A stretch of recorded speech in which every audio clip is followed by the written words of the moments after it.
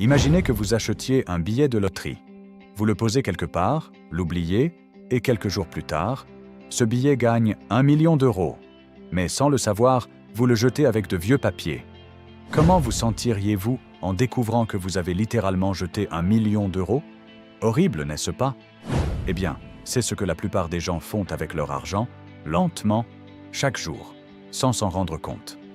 Dans cette vidéo, je vais vous parler des 3 plus grosses erreurs d'argent que la majorité des gens commettent et surtout comment les éviter, sans arrêter d'acheter ce que vous aimez. Au contraire, je vais vous montrer comment dépenser plus intelligemment pour les choses que vous aimez, tout en économisant et investissant plus. Erreur numéro 1. Compter sur la volonté. Beaucoup de gens pensent que devenir riche, c'est juste une question de discipline. Si j'arrête le café du matin, je vais économiser 2 € par jour, donc 700 € par an. Faux. Le problème, c'est que la volonté s'épuise. Chaque fois que vous résistez à une petite tentation, un café, un resto, un achat impulsif, vous usez votre énergie mentale. Et un jour, sous stress, vous craquez. Et le cycle recommence. Le pire, c'est que ces petites économies sont trop faibles pour motiver sur le long terme. À moins d'avoir un système clair et automatique, l'argent que vous économisez se perd ailleurs. Ce qu'il faut faire, arrêter de dépendre de la volonté. Créer un système automatique qui épargne et investit pour vous sans que vous ayez à y penser. Erreur numéro 2. Se concentrer sur les petites choses. Pourquoi tant de gens prennent du poids après le lycée? Parce que la prise de poids ne se voit pas du jour au lendemain. C'est quelques grammes par jour, jusqu'à 10 kilos sans qu'on s'en rende compte. Avec l'argent, c'est la même chose. On passe des heures à comparer des offres bancaires ou à débattre sur quel café est le moins cher. Mais on oublie les grandes décisions qui changent vraiment tout. Ouvrir un compte sans frais, automatiser ses finances, investir tôt. C'est simple, mais ce n'est pas sexy. Alors on l'ignore. Pourtant, ces actions sont ce qui crée la vraie richesse à long terme. Erreur numéro 3. Penser qu'on peut attendre. La procrastination est l'ennemi invisible de votre argent. Prenons 2 amis. Le premier commence à investir 100 € par mois à 25 ans et arrête à 35 ans. Le second commence à 35 ans et investit le même montant jusqu'à 65 ans. Qui a le plus d'argent à 65 ans? Le premier, simplement parce qu'il a commencé plus tôt. La magie des intérêts composés fait que chaque année de retard coûte des dizaines de milliers d'euros. Attendre juste 1 an pour investir peut vous faire perdre plus de 100 000 € sur une vie. Alors ne dites plus « je commencerai plus tard ». Le meilleur moment pour agir, c'est maintenant. La solution, l'automatisation. La clé pour maîtriser votre argent, c'est de créer un système automatique. Un système qui épargne, investit et paie vos factures pendant que vous dormez. Prenons Alex. Alex est payé le 15 de chaque mois. Dès que l'argent arrive, 5% part directement dans un compte de retraite, 5% sur un compte d'épargne, 10% sur un compte d'investissement. Le reste sert à payer ses factures automatiquement et le reste, c'est de l'argent plaisir qu'il peut dépenser sans culpabilité. Alex dépense beaucoup en soirées et en chaussures, et c'est très bien. Pourquoi? Parce qu'il a un plan conscient. Il dépense généreusement pour ce qu'il aime et coupe sans pitié dans ce qu'il n'aime pas. Il vit dans un petit appartement, pas d'abonnement à la salle, pas de gadgets inutiles. Et grâce à ce système, il est plus riche et plus serein que 90% des gens. Comment créer votre propre système? Voici une structure simple que vous pouvez copier. 1. Coût fixe, 50 à 60% de votre revenu. Logement, facture, transport. 2. Investissement, au moins 10%. Troisième, épargne à court terme, 5 à 10%. Quatrième, dépenses plaisir, 20 à 25%. Ensuite, mettez tout cela en paiement automatique. Ainsi, vos finances se gèrent toutes seules, sans effort ni culpabilité. Dernier conseil, tout prévoir. Beaucoup disent « oui, mais j'ai toujours des dépenses imprévues ». En réalité, la plupart de ces dépenses sont prévisibles. Réparation de voiture, frais médicaux, contraventions. Regardez vos 12 derniers mois. tout revient, en moyenne. Par exemple, si vous dépensez 400 € par an pour la voiture, mettez simplement 33 € de côté chaque mois. Et comme par magie, ce ne sera plus jamais une surprise. Conclusion. La liberté financière ne dépend pas de votre café du matin, ni de votre volonté. Elle dépend de votre système. Automatisez, investissez tôt et dépensez consciemment pour les choses qui comptent vraiment. Ne jetez pas votre billet de loterie financier sans le savoir. Commencez aujourd'hui et laissez votre argent travailler pendant que vous vivez votre vie.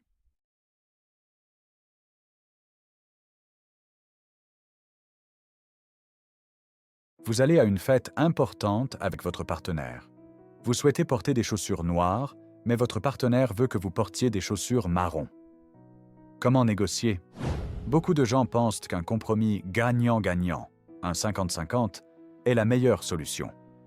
Mais appliqué à cet exemple, un compromis 50-50 donnerait une chaussure noire et une chaussure marron. Ce résultat est absurde, et c'est précisément ce que souligne Chris Voss, le célèbre négociateur du FBI. Pour lui, le gagnant-gagnant conduit souvent à de mauvaises solutions parce qu'il pousse chacun à accepter un arrangement qui ne satisfait vraiment personne. Chris Voss, auteur du best-seller « Ne coupez jamais la poire en deux », a passé plus de 20 ans comme négociateur d'otages au FBI. Il affirme que les principes de la négociation sont les mêmes, que l'on discute avec un terroriste, un patron, un client ou même ses propres enfants. Nous négocions constamment pour décider d'un restaurant, convaincre un enfant d'aller dormir ou obtenir un délai supplémentaire au travail.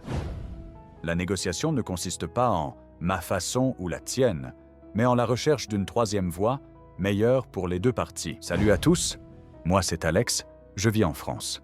Bienvenue sur Plus riche demain, la chaîne où on décode ensemble les meilleurs livres de finance, de business, d'entrepreneuriat et de développement personnel. Ici, je vous partage les idées les plus puissantes, celles qui peuvent vraiment transformer votre vie, booster vos projets et vous aider à construire un avenir plus riche, financièrement, mais aussi mentalement. Si vous voulez progresser un peu chaque jour, apprendre des plus grands auteurs et avancer vers vos objectifs, alors vous êtes au bon endroit. Abonnez-vous, parce que les plus grands succès commencent souvent dans les livres. Et ensemble, on deviendra plus riche demain. Chapitre 1. L'importance fondamentale de l'écoute. Toute négociation commence par un principe universel. Les gens veulent être compris, respectés et écoutés. Pourtant, beaucoup de personnes n'écoutent pas réellement. Pendant que l'autre parle, elles préparent déjà leur réponse. Résultat, l'interlocuteur ne se sent pas entendu, répète ses arguments ou hausse le ton. Sans une écoute sincère, inutile d'espérer réussir une négociation. La première étape est donc d'écouter intensément afin de créer un climat d'empathie et de confiance. Chapitre 2. La négociation n'est pas une bataille. Beaucoup abordent la négociation comme une confrontation d'arguments. En réalité, c'est un acte de découverte. Découvrir ce que l'autre veut vraiment. Argent, respect, reconnaissance, temps. Chris Voss propose 2 techniques simples et efficaces. 1. Le sourire.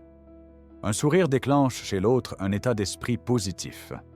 Or, selon les recherches, lorsque nous sommes positifs, nous sommes 31% plus intelligents. Quand nous sommes négatifs, nous sommes 31% moins performants. 2. Le mirroring, effet miroir. Il s'agit de répéter les 3 derniers mots, ou les mots clés de la phrase de l'autre. Exemple. Je veux plus d'argent. Vous voulez plus d'argent? Le mirroring encourage l'autre à développer ses pensées et à révéler plus d'informations sans même s'en rendre compte. Après le miroir, silence 4 secondes. Cette technique, bien que étrange au début, fonctionne comme par magie. Chapitre 3. L'empathie tactique. L'empathie tactique consiste à comprendre les sentiments et motivations profondes de l'autre partie. Pour la mettre en œuvre, Chris Voss recommande l'étiquetage, labeling. Commencez par « il semble que », on dirait que, identifier l'émotion ou le besoin sous-jacent. Exemple. Il semble que tu te préoccupes vraiment de tes étudiants. L'étiquetage a 2 effets puissants. Il vérifie que vous avez bien compris l'émotion de l'autre. Il lui montre qu'il est compris, ce qui crée un lien de confiance. Un adversaire qui vous apprécie a 6 fois plus de chances de conclure un accord avec vous. Diffusez les émotions négatives. Avant une négociation, listez les critiques, reproches ou frustrations que l'autre pourrait avoir à votre égard. Puis verbalisez-les vous-même dès le début de la conversation. Exemple. Vous pourriez penser que nous ne sommes pas fiables, que nous n'avons pas tenu nos promesses, et vous auriez raison de ressentir cela. Cette technique désamorce la colère. Sans cela, l'autre passerait la réunion à se plaindre au lieu d'avancer. Les émotions négatives ont un poids 3 fois plus fort que les positives. Les neutraliser améliore fortement la négociation. Chapitre 4. Commencez par un non. Contrairement aux idées reçues, pousser quelqu'un à dire « oui » est contre-productif. Le « oui » met l'autre en insécurité. Il se sent coincé, engagé, et son cerveau cherche une échappatoire. À l'inverse, le « non » donne un sentiment de contrôle. Exemple, demandez « Pouvons-nous parler pendant 5 minutes ?» Le « oui » crée du stress. Est-ce que ça va durer plus longtemps? Vais-je me faire piéger? Demandez plutôt « Est-ce que c'est un mauvais moment pour parler 5 minutes ?» La personne dira souvent « non », puis proposera elle-même un moment et un lieu. Elle se sent en sécurité, donc plus concentrée, plus rapide, plus coopérative, et vous obtenez l'information dont vous avez besoin sans effort. Chapitre 5. La puissance de « c'est vrai ». La phrase la plus puissante que vous puissiez obtenir dans une négociation est « c'est vrai ». On dit « c'est vrai » uniquement lorsqu'on se sent entièrement compris. Cela signifie que vous avez résumé parfaitement la situation du point de vue de l'autre. À l'inverse, si la personne dit « vous avez raison », c'est un échec. Cette phrase signifie « laisse-moi tranquille, je ne veux plus discuter ». Conclusion. Le script rappelle que les techniques de Chris Voss, écoute réelle, mirroring, étiquetage, usage stratégique du non, empathie tactique, permettent de négocier non seulement avec des criminels, mais aussi dans notre vie quotidienne. Négocier, c'est comprendre l'autre profondément et l'aider à dépasser ses émotions négatives afin de trouver une solution qui satisfait vraiment les deux parties.